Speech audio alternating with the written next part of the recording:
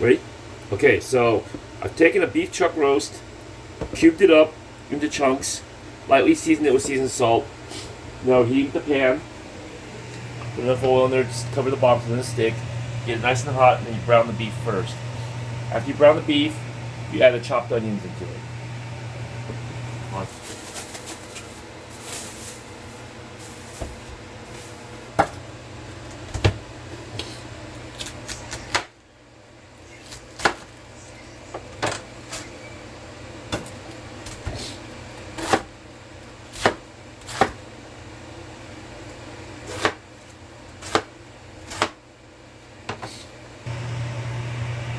Okay, so now the oil is nice and hot.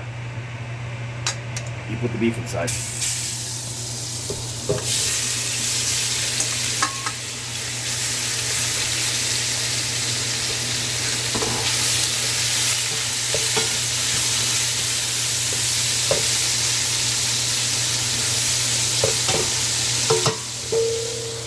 We're going to cover it, and we're going to brown that beef for a little bit.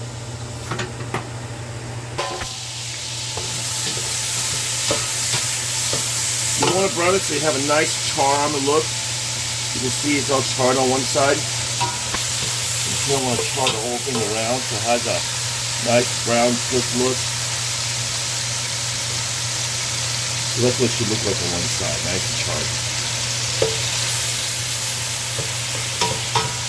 We'll continue to brown it. Okay, so we have about 1.5 pounds to 2 pounds of potatoes, 2 small yellow onions chopped up, 1 head of cabbage, maybe about 1.5 pounds, 1 pound of baby carrots. You need Worcestershire sauce. You need some cream sherry. You need some Montreal steak seasoning, and you need chicken broth.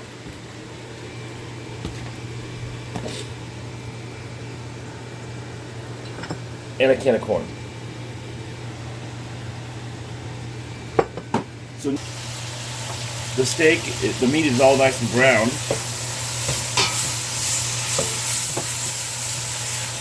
As you can see, it's all brown. I'm going to add about a cup of cream sherry.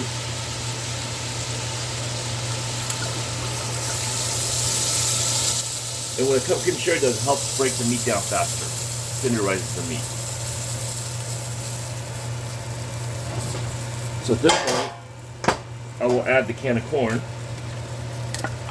Open the can. Broth, you smell. Minus the lid. And that gives some sweetness to your.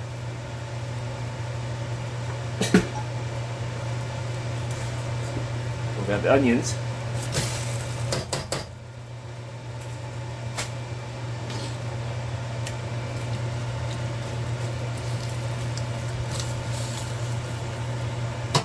And we'll cover it and bring it up to a boil for about 15 minutes. What's the heat? Medium high or high? High? Yeah. So it's been about 15 minutes. We're going to open it up, and you can see that the water level hasn't really gone down. But what it is that high temperature cooking makes the meat tender. Now we're going to add the carrots and the potatoes. They take a little bit longer to cook.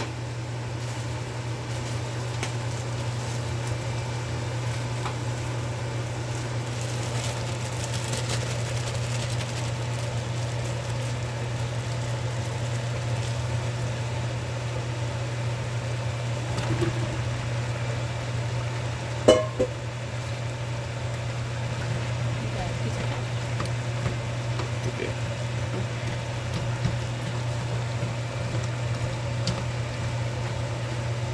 So at this point, you want to add your chicken broth enough to cover the potatoes and the carrots. So I happen to have an open can of chicken broth in the refrigerator. Use that first.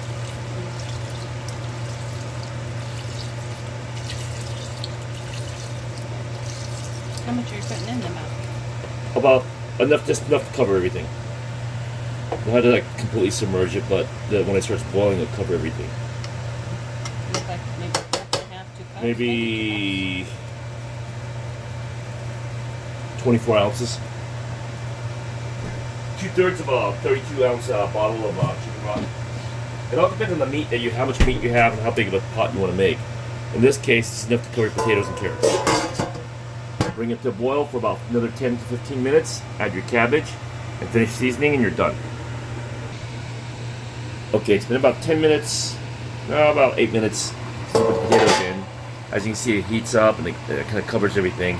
As you can see, the potatoes turn different colors. Now, when the skin starts to split, that means you know that it's ready to go. But we don't want to wait to that point, because or else it's going to be like all falling apart. So right now, before we add the cabbage, we're going to add the most important secret recipe, the Worcestershire sauce. Roughly about a tablespoon.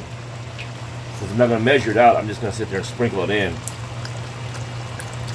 Okay, that's more than a tablespoon. No, it's about a tablespoon. Trust me. I've done this enough. Don't argue with me. Okay. Now we're going to put in some Montreal steak seasoning.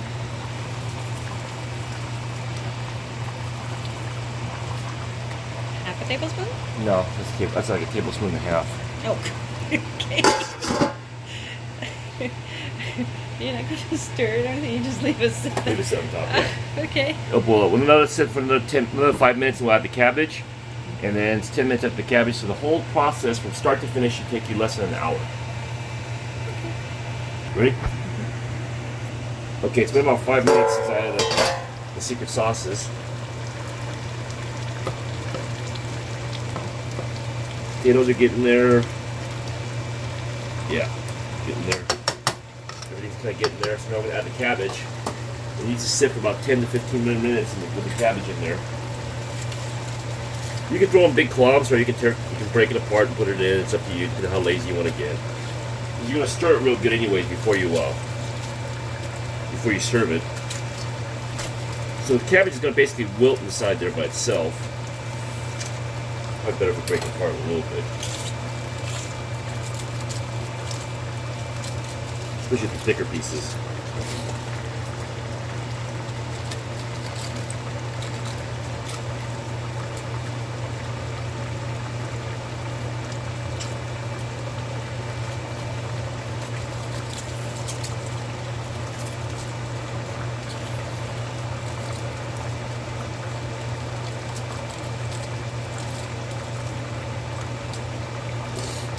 And that's going to add more moisture into the stew. It will add a little more moisture to it, but it'll basically wilt up, and it'll pack itself down and give us the thickness of the stew without having a lot of water. It gives you plenty of liquidy without making it like a giant pot of soup. If you want it thicker, you can add a bechamel or a thickening agent. I don't usually like to add the thickening agent.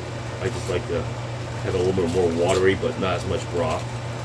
A lot more substance to my stews. It looks pretty tight right now, but once you cook it for about 15 minutes, 10 to 15 minutes, this thing will pack down really nice.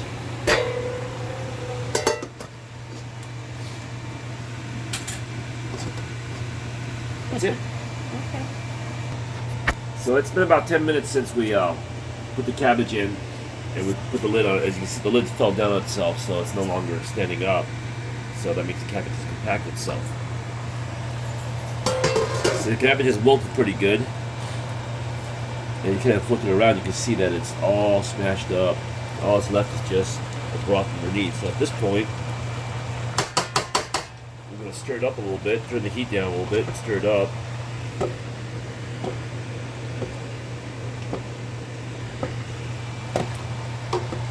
So the cabbage can get some of the juice and the seasonings. Everything all mixed up in there.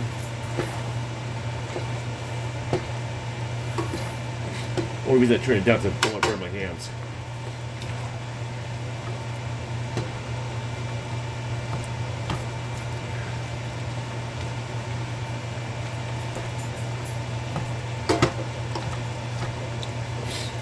And voila! There's your beef stew in under an hour.